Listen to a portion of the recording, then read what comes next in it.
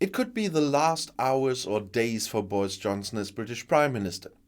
The time until the release of the internal report on alleged lockdown violations at celebrations at 10 Downing Street must feel like the calm before the storm for the Tory leader. Johnson reportedly stayed in Parliament late into the night on Wednesday, ostensibly to solicit support from his group's MPs. According to reports, the investigation was already completed on Wednesday. It was not yet clear when the report would be published, and it isn't when I'm filming this. Johnson confirmed on Thursday, however, that he should come fully public. Well, we'll see about that. A delay until Monday is considered possible. Johnson had agreed to defend himself in Parliament following publication. After several weeks of deflecting questions by arguing that he could not comment during an ongoing investigation, even its internal one, the release is something of a moment of truth for the Prime Minister. Nothing less than Johnson's political survival depends on the results of the internal report. If it turns out that the contact restrictions in force at the time were disregarded at the official headquarters, a vote of no confidence by the Conservative parliamentary group is likely. Johnson has been under massive pressure for weeks over reports of parties in Downing Street. And the police in London, they also announced on Tuesday that they would investigate. The list of suspected illegal gatherings in Downing Street is long. Several Christmas parties, a birthday party, a garden party, and late-night drinking before the funeral of longtime Queen's husband, Prince Philip. The report by top official Sue Gray is intended to clarify who celebrated when, where, how often, and for how long, with whom. Around half a dozen Tory MPs have already publicly called for the Prime Minister's resignation. Many others said they wanted to await the report. If at least 15% of the Conservative MPs, that's 54 MPs, express no confidence in him, the Prime Minister has to face a vote among the mandatories of his party. Nobody knows how many secret letters Graham Brady, the chairman of the responsible committee, has already received so far. But there is even more trouble for Boris Johnson. Because when NATO rushed out, many allies didn't make it out of Kabul, but there was room for many cats and dogs. The British Prime Minister denies responsibility, and I talked about this almost a year ago. But according to media reports, there is new evidence that the British Prime Minister has authorized the evacuation of around 150 cats and dogs from the Afghan capital Kabul. That suggests an email from the British Foreign Office published by the House of Commons Foreign Affairs Committee on Wednesday. Hear, hear. The action last summer during the withdrawal of Western troops from the crisis state triggered a storm of indignation. Reports that Johnson had personally campaigned for the animals to be flown out were dismissed by the Prime Minister as complete nonsense.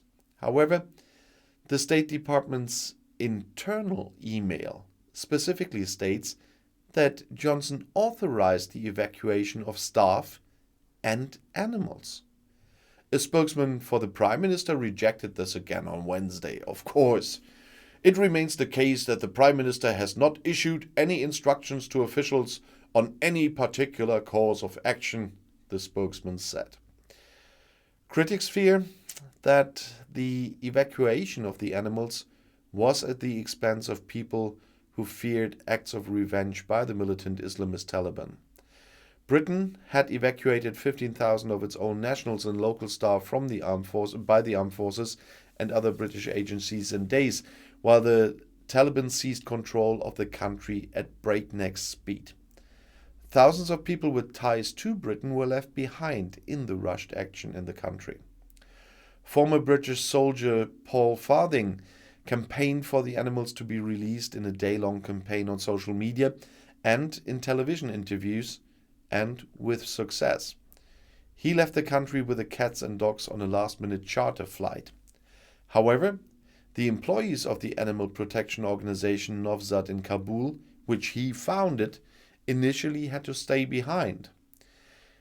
If Johnson somehow survives, he will have suffered deep wounds. Support in Parliament, and more importantly that of his electorate, is dwindling, precisely in those areas of formerly industrial Britain where his party won more than 40 seats in the 2019 general election. In November, the two major British parties were still neck and neck. Johnson's Conservatives got 33%, the Labour Party under Keir Starmer 32% in the polls. In the current survey, Labour is now 10 percentage points ahead at 43%. How did this reversal in Johnson's popularity come about?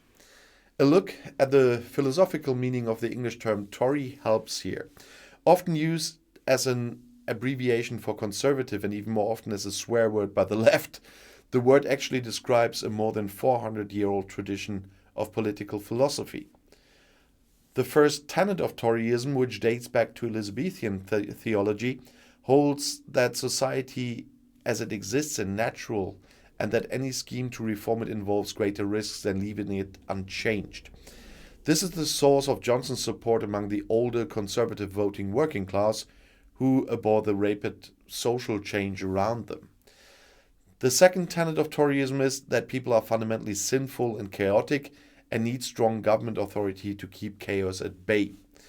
This is why US imported right-wing libertarianism has been so unpopular with Johnson's constituency during the pandemic. While he may have libertarian instincts himself, his constituents generally wanted the lockdown to be tough and fast. And third, there must be no concept of natural rights in defining the limits of what the state can do. The liberal concept of rights that flow from our existence as human beings has been alien to British Toryism for centuries. It's what endears Johnson's attacks on the European Convention on Human Rights to his supporters. But the unchanging society, the strong state, the absence of natural rights all come with strict covenants in Tory philosophy. The state must be just, the rulers selfless, the elite must live by higher standards than those they rule, and at the same time demonstrate the highest level of knowledge, ability, diligence, and carelessness about money. When a video surfaced on December 18th in 2021, showing Johnson's press secretary practicing telling lies about an illegal drinking party, that whole dam of illusions began to crumble. Within a week, Labour was 6 points ahead. Johnson, like the French police chief in the film Casablanca, responded that he was shocked by the video. He was upset when he heard about parties at his own house and promised an investigation.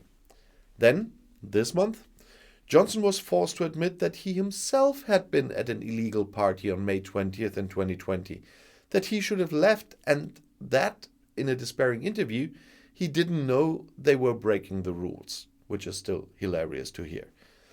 The parties came at a time when ordinary healthcare workers were being arrested and fined for eating a sandwich alone in their car, and when many people only had to watch loved ones die via an iPad connected.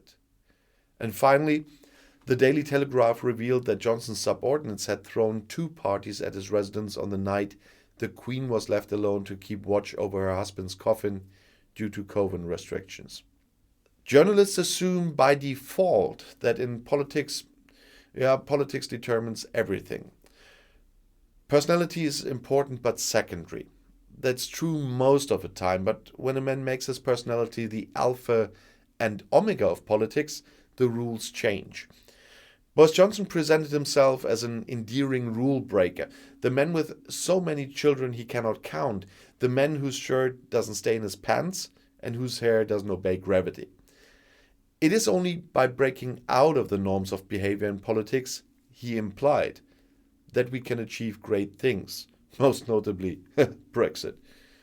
When you have a central bank that expands the money supply in every crisis, and a chancellor that is willing to increase the debt to £2 trillion, it's easy to buy political goodwill that way. But nobody ever has to foot the bill for failure.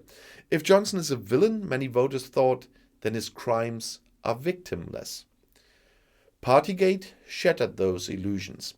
Johnson's popularity is falling fastest among the voters he persuaded to leave Labour in 2019.